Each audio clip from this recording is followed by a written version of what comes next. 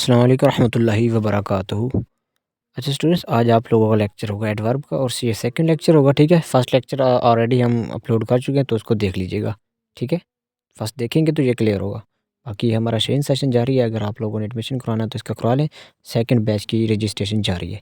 ठीक है, तो इस लेक्चर को ना बाकी आपने गौर से सुनना है, और इसके नोट्स मैं एज़ यूजुअल जैसे कहता हूँ, इंग्लिश के नोट्स मस्ट एंड मस्ट बनाएं। ठीक है, तो उसके बाद ही इसको देखने की, तो इस लेक्चर को गौर से सुनिएगा और नोट्स भी बना लीजिएगा। Bismillahirrahmanirrahim and Assalamu alaikum. Very warm welcome to Stars Academy, head office Jordan LMS session. Today we are continuing with adverb. Definitely first part आपने देख लिया, उसका second part discuss करने जा रहे हैं. We talked about the position of adverbs, we talked about the types of adverbs and invariants and normal structures, etc. etc. Today our next topic is what? That is conjunctive adverb. Now you can see conjunctive. What do we mean by conjunctive, dear students? Dear students, we can say conjunctive is what? Conjunctive is related to conjunction. What? It is related to conjunction. What do we mean by conjunction? Conjunction means when we are going to connect two clauses. Am I right? Got it? That's wonderful.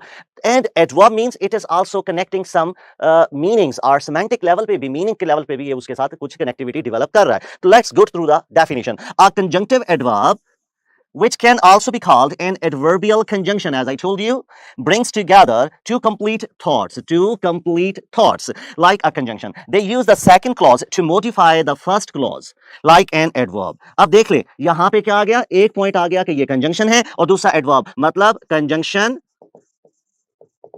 Plus adverb. Conjunction plus adverb is equal to conjunctive adverbs. What that? Conjunctive adverb. अब करना क्या है? Conjunctive adverbs can follow a semicolon or a period or typically have a comma after them. अब ये ध्यान में रखिए, basic इसका एरर यहां से निकलना है बच्चों. यहां पे देख रहे हैं, इसको मैं मजीद चेंज करता हूं ताकि आपकी क्लैरिटी डेवलप हो. ये देखो कि आपने इससे पहले क्या लगाना है? आपने इससे पहले लगाना है semicolon, and typically have a comma. What? A comma. So you can say we have like this a semicolon, conjunctive adverb and comma. Is it clear? बात समझ आ गई आपको कि हमने क्या करना है? हमने यहाँ पे दो फीचर्स को देख करना है.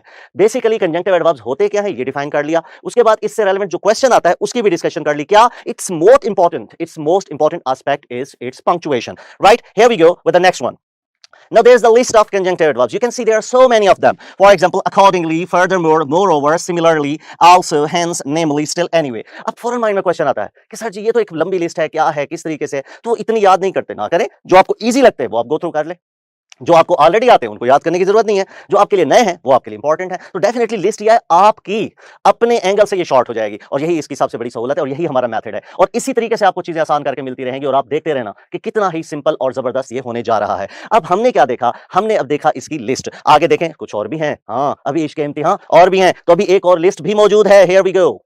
स्क्रीनशॉट लें, इसको काउंट कर लें, लिख लें, याद कर लें. जो इसका इंपॉर्टेंट पॉइंट है, जो इसका रूल है, वो अब आगे आएगा, लेकिन मैं एक दफा सबको रीड करवाऊंगा ताकि आपको क्लैरिटी मिले. अकॉर्डिंगली, फर्दरमोर, मुझे इनका चेंज करनी है इसकी, क्योंकि आप वरना एक जैसी लगेगी. Furthermore, moreover, similarly, also, hence, namely, still, anyway. बाकी लोग आपको बता रहे होंगे कि 5 7 2 4 जितने भी एलएमएस बाकी हैं, जितने भी ऑनलाइन वाले हैं, लेकिन हमने आपको कंप्लीट लिस्ट प्रोवाइड की ताकि किसी तरीके से भी आपसे ये स्किप ना हो. जो भी वर्ड कंजंक्टिव एडवर्ब की तरह यूज हो सकता है, आप उसे यूज करना जानते हो. However, nevertheless, then, besides, incidentally, next, thereafter, certainly, indeed. Okay, then we have nonetheless, therefore, again. Now it's repetition.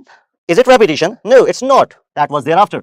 Consequently, and now you can say instead, finally, likewise, otherwise, undoubtedly, and then we have further, then we have meanwhile. So there is a complete list of conjunctive adverbs. अब हम जाते हैं जरा इसके basic structure या इसके साथ related error की तरफ. So here we go with the error of the conjunctive adverb. The first one is its punctuation is quite much important. और मैंने क्या बोला था? मैंने कहा था देखो बेटा, ऐसे सेंटेंस आ जाएगा, दरमियान में आप क्या करेंगे? दरमियान में आप यूज करेंगे एक क्या?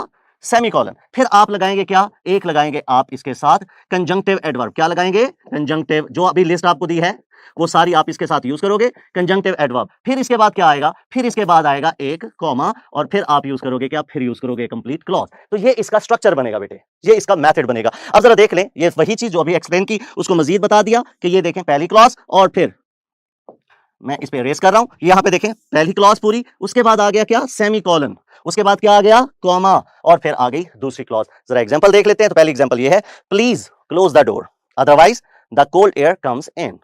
तो here you can see this is our conjunctive adverb. Conjunctive adverb में क्या आ गया कि हमने इसकी पंक्चुएशन का ध्यान रखना है, बार बार बता रहा हूं, पंक्चुएशन का ध्यान रखना है, पंक्चुएशन का ध्यान रखना है। सेमीकोलन और कॉमा एक साथ आपने यूज करना है, एक पैटर्न पे यूज करना है, पहले सेमीकोलन बाद में comma. Definitely it's going to rock the world, आपको बिल्कुल क्लियर हो जाएगा। और इसके ऊपर एमसीक्यू भी आते हैं। इंटरेस्टिंग बात तो यही है कि आपके एमसीक्यू भी आते हैं। दूसरी एग्जांपल देख लें, you start cooking the steaks, meanwhile I will make the dessert. अब हुआ क्या, यहां पे भी आपके पास वही पैटर्न आप देख सकते हैं पंक्चुएशन का। तो जितने वर्ड्स आपको बताए थे बेटा, कौन कौन से, एक दफा फिर देख लें कौन कौन से वर्ड्स बताए थे। ये है, here is the complete list. आपके लिए स्क्रीन को क्लियर करता हूं ताकि जिस बच्चे ने भी यहां पे क्या करना है, जिस बच्चे ने भी यहां पे इसकी स्क्रीनशॉट लेना है तो वो इसे अच्छे तरीके से रीड कर ले, देख ले, पढ़ ले। क्लियर होगी बेटा बात। अब आगे चलें, क्या होगी पंक्चुएशन इसकी, जल्दी बताइए। Definitely first we need what, a semicolon, then we conjunctive adverb, then we need a comma. So this is, अब आप इसकी शक्ल ना बना लें कि हाँ जी ये तो कोई कार्टून सा बन गया, ऐसा नहीं है। दरमियान में आप कंजंक्टिव एडवर्ब भी इसमें प्लेस करेंगे तो that will be a grammatical point. चलते हैं जी अपने नेक्स्ट, ये एग्जांपल दे दी, अब कुछ और एग्जांपल्स भी होनी चाहिए। The conjunctive adverbs pretend they are conjunctions, however. अब कंजंक्टिव एडवर्ब की डेफिनेशन के ऊपर आपको एग्जांपल बना के सेट कर दी कि आपको डेफिनेशन भी क्लियर हो जाए, उसका फंक्शन भी क्लियर हो जाए, साथ उसकी यूसेज भी आपको सीख ले। देखिए 1 बाय 1 गेट 1 फ्री का पैकेज चल रहा है कि एक ही पैटर्न पे चीजें जा रही हैं। The conjunctive adverbs pretend they are conjunctions, however the semicolon is what, वाह वाह वाह, so the punctuation is important, the semicolon is what really connects the two clauses together। असल कनेक्टर तो सेमीकोलन था। कंजंक्टिव एडवर्ब ने क्या किया, basically उसने रीजन को कनेक्ट किया। एक और एग्जांपल देखें, I am sorry you can't go, बात तो मुकम्मल हो चुकी है, सेमीकोलन नहीं लगाएंगे तो फुल स्टॉप लग जाएगा। तो इससे आपको एक और एंगल भी क्लियर हुआ, क्या कि यस हम सेमीकोलन की जगह पे क्या लगा सकते हैं, फुल स्टॉप भी लगा सकते हैं। और अगर बच्चों आपने फुल स्टॉप लगाया तो फिर क्या करना पड़ेगा, फिर एक चेंज, क्योंकि every full stop is followed by capital letter. हाँ जी, ये इसका असल पॉइंट है। Every full stop is followed by capital letter, हर फुल स्टॉप के बाद कैपिटल लेटर आएगा। अगर आपने यहां पे प्लेस किया फुल स्टॉप तो फिर आपको बी को भी कैपिटल करना पड़ेगा। So this is something important and related to conjunctive adverb. एक और एग्जांपल देखें, Jason did not study hence he failed the test. There is always a connection, a logical connection. यहां पे देखें हाउएवर में भी, बिसाइड्स में भी और हेंस में भी एक लॉजिकल कनेक्शन आ रहा है, एक लॉजिकल रिलेशन आ रहा है। एक और example, the rain was pouring down still no one left the beach. कोई भी नहीं उठा, फिर भी कोई नहीं उठा, फिर भी किसी ने वहां से हरकत ना की। तो स्टिल है या हेंस है, just keep it in your mind. Conjunctive adverbs will always take a semicolon before them and will take a comma after them. That's from the conjunctive adverbs side, कि ये कंप्लीट है इसकी बातें। अब सारी बातें हमने कंजंक्टिव एडवर्ब से कर ली। Okay, now the certain expressions which are always confusing, जिससे आपको हमेशा परेशानी होती है, जिससे आपको टेंशन होती है, लेकिन आज के बाद, इस लेक्चर के बाद, the things are going to be very easy for you. Let's start from still and yet. First of all definitely I have to select the ink and here it is. So still is used for what, still is used in positive sentences. Where? In positive sentences. What do we mean positive sentences? देखिए बेटा, जिस sentence में no नहीं है, not नहीं है, never नहीं, वो पॉजिटिव है। बात मुकम्मल। जिसमें नो नहीं है, नॉट नहीं है, नेवर नहीं है, वो क्या है, वो पॉजिटिव है। और येट हम यूज करते हैं कहां पे, येट यूज करेंगे नेगेटिव के अंदर या फिर इंट्रोगेटिव के अंदर, नेगेटिव और इंट्रोगेटिव। क्लियर, इनके अंदर हम इसको यूज करते हैं। तो जरा एग्जांपल देख लेते हैं एक दफा। Still he is doing her work. अभी हम यहां पे येट यूज नहीं कर सकते, यहां पे येट यूज नहीं हो सकता। क्यों नहीं हो सकता, आखिर ऐसा क्यों, because the given sentence is positive. Next देखिए, it's a positive one and the next example is he has not completed his work yet. Now you can find what, not is there, और इसके साथ connect किया आपने, क्या इसके साथ connect किया येट को, तो हम कहेंगे क्या, हम कहेंगे येट और not are in pair. So whenever there are negative sentences you will use yet, whenever there are some positive sentences you will use still. तो still is used for positive and yet is used for negative. The next pair, ago and before, बहुत tricky, बहुत tension वाला, लेकिन आज के बाद as usual नहीं होने वाला, टेंशन वाला। टेंशन हम इसे देंगे ये नहीं। अब सिंपल सी बात, एक लाइन, उससे हम बातें डिस्कस करते हैं। और वो लाइन क्या है, लाइन हम ड्रा करने जा रहे हैं जी यहाँ पे। फॉर एग्जांपल अगो हम कहाँ यूज करते हैं, तो देखिए अगो की डिस्क्रिप्शन क्या है। अगो की डिस्क्रिप्शन ये है कि सपोज ये एक लाइन है बेटा, क्या है, ये एक लाइन है, मैं यहाँ पे खड़ा हूं, यहाँ पे एक इंसान मौजूद है बच्चों, ये देखें कितना अच्छा इंसान है, ये यहाँ पे मौजूद है। अब ये कहता है आई मेट हिम, ये बंदा कहता है I met him 2 days ago, I met him 2 days ago। इसका मतलब है आज अगर यहां पे खड़ा है, ये है संडे, तो 2 days हमने इससे पहले से काउंट करने, क्या करने हैं, इससे पहले, संडे से पहले के 2 दिन। इसका मतलब है अगो बेसिकली उस टाइम को रिप्रेजेंट करता है, उस स्ट्रक्चर को रिप्रेजेंट करता है जिसमें हम आज इस जगह पे खड़े हैं। तो यहां से हम काउंट करेंगे क्या, कि ये एक्शन कब तक फॉल करता है, किस दिन तक फॉल करता है। क्लियर होगी बेटा बात। तो हमने क्या कहा कि अगो बेसिकली आज से रिवर्स जाने का नाम है, जबकि अब यहां पे आ गया 2 days का मतलब क्या हो जाएगा, अच्छा यहां पे आ गया क्या, यहां पे आ गया हमारे पास क्या जी, यहां पे आ गया हमारे पास क्या, आ गया जी हमारे पास फ्राइडे। क्या आया? Friday, right? अच्छा, ये तो हो गई। अच्छा, अगो का डिफरेंस क्या हुआ? आज से रिवर्स जाना है। और बिफोर क्या होता है? बिफोर आप कहीं पे भी यूज करते हैं, it's specifically used for developing a sequence. जब दो एक्शन के दरमियान सीक्वेंस है, या फिर टाइम अनलिमिटेड है, टाइम अनलिमिटेड है, यहां पे लिमिटेड है, यहां पे फिक्स्ड है, आपको बताना पड़ेगा 2 डेज बिफोर, अब 2 डेज अगो ये। और आई have already seen you before, मैंने आपको पहले भी देखा होता। कब देखा? कितने दिन पहले देखा? टाइम कौन सा था? कोई चक्कर नहीं है। तो before is for indefinite time, before is for indefinite thing, और या फिर वो यूज होता है किसके साथ? या फिर वो यूज होगा definitely to develop a sequence between two clauses. Is it clear? या सीक्वेंसिंग करेगा या फिर इंडेफिनिट टाइम बताएगा। तो हम कहेंगे क्या? Ago is a time bound factor, जिसमें हम कहते हैं कि हमें कोई मेजर करके बताया जाएगा। कभी भी इसका एक सिंपल आंसर है, आप ये कह सकते हो I have already seen you before, या I have seen you before.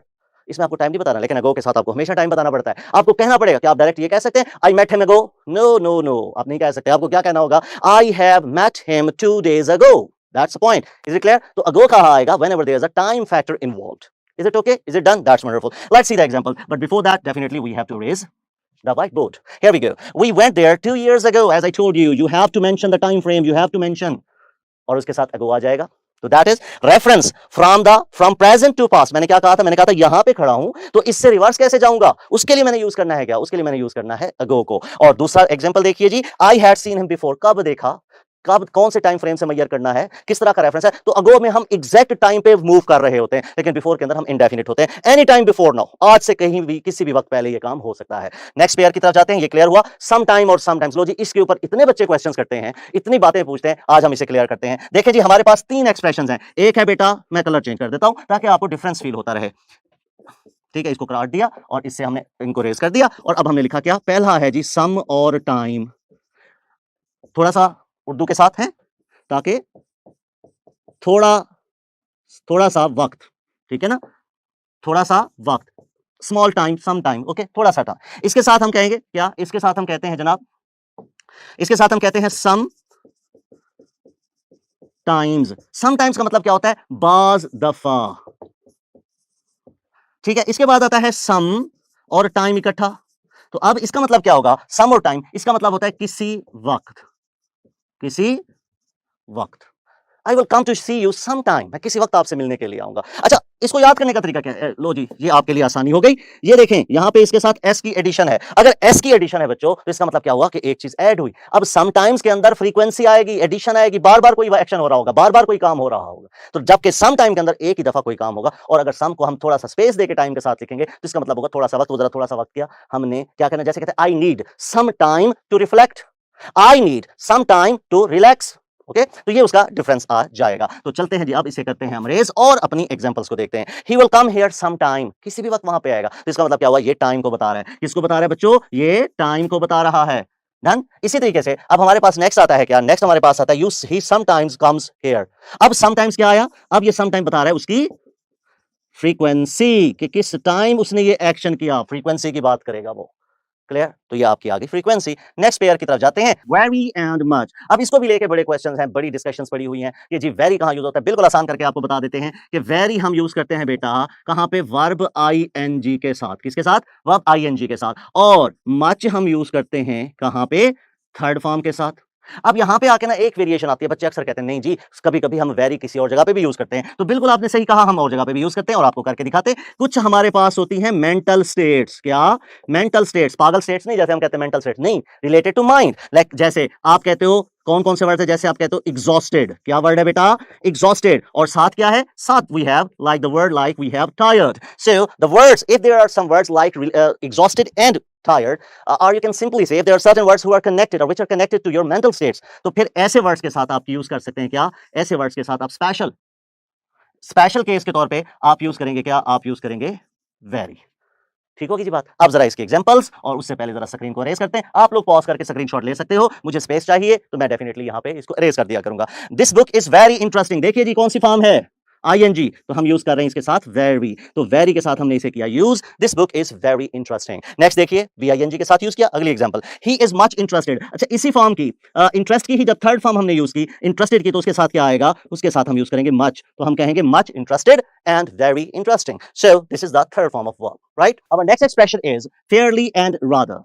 Here it is. The house had a fairly large garden. और fairly क्या होता है? बेसिकली ये एक पॉजिटिव वर्ड है कि आप किसी चीज को थोड़ा सा पॉजिटिवली पोर्ट्रे करते हैं। लेस देन वेरी है, लेकिन पॉजिटिव है, लेकिन लेस देन वेरी है। अच्छा, the instructions were rather complicated. अब ये क्या है, अ स्लाइट क्रिटिसिज्म होता है इसमें। हुआ क्या, अब मैं आपको ना एक ग्राफ बना के देता हूं, एक चीज। फॉर एग्जांपल, आपने देखो वर्ड लिखा बेटे गुड, क्या वर्ड लिखा, गुड। अब गुड को आप नीचे की तरफ भी ला सकते हो, गुड को आप ऊपर की तरफ भी लेके जा सकते हो। कैसे, अब जरा इसको ना डिस्क्राइब करते हैं। फॉर एग्जांपल, ऊपर लेकर जाना है तो हम कहेंगे वेरी गुड, ठीक है, ऊपर लेके गए। अगर नीचे लेकर आना है तो हम कहेंगे क्या, हम कहते हैं प्रिटी, हम कहते हैं रादर, हम कहते हैं फेयरली। इसमें क्या होता है, 100% गुड नहीं होता। जैसे हम कहते हैं ना कि ही इज 100% राइट, ऐसा नहीं है। अगर आप किसी को कहते हो ही इज फेयरली गुड, तो इसका मतलब है ही इज नॉट 100% गुड, बस गुजारा हो रहा है। अगर आप 100% से सेटिस्फाई हैं तो आप कहेंगे ही इज वेरी गुड। तो यहां पे थोड़ा सा डिफरेंस आ जाएगा। ये सारे वर्ड, ये प्रिटी भी, वेरी भी, बेसिकली ये सारे के सारे यूज होते हैं किसके साथ, ये एडजेक्टिव की पहली डिग्री के साथ यूज होते हैं। कहां पे, the first degree of adjective, first degree of adjective के साथ हम इसे यूज करते हैं। डन। तो कुछ इसको इंटेंसिफाई करते हैं, कुछ इसको डाउन टोन करते हैं। तो दोनों सिचुएशंस में ये क्लियर रहेगा। तो ये आपको समझा दिया। चलते हैं नेक्स्ट पेयर की तरफ। Until and unless. लो जी, अनटिल में टी आता है, मतलब टाइम है। अनलेस कंडीशन के लिए आता है, अनटिल टाइम के लिए और दूसरा कंडीशन के लिए। तो ये देख लें, the ticket is valid until March, time है जी। He wouldn't go to sleep unless you tell him a story. तो अनलेस क्या होता है, अनलेस के लिए आपने एक चीज ध्यान में रखनी है कि ये कंडीशन तो बताता है, लेकिन साथ साथ ये भी ध्यान में रखना कि इसके साथ दोबारा नेगेटिव यूज नहीं करते। ट्राई टू अवॉइड इट, क्योंकि it's already a negative word, इसे हम नेगेटिव कंडीशन कहते हैं। ठीक है जी। गुड एंड वेल, अब गुड क्या है, एडजेक्टिव है, वेल क्या है, एडवर्ब है। ही always does his work, does his work, does क्या है बेटा, एक्शन वर्ब है। तो इसके साथ क्या आएगा, डेफिनेटली हम एडवर्ब इसके साथ अटैच करेंगे। The next word is definitely we are going to talk about what, we are going to talk about good now. अब गुड को देखें अगर, तो हियर इज द सेंटेंस। आप देख लीजिए कि गुड कहां से और किसके साथ कनेक्टेड है। Good is connected with the word boy. Boy क्या है, boy is a noun and the words which are used to modify a noun, जो भी किसी को मॉडिफाई करेगा किसी नाउन को, उसे हम कहेंगे क्या, adjective. So good is an adjective and well is an adverb.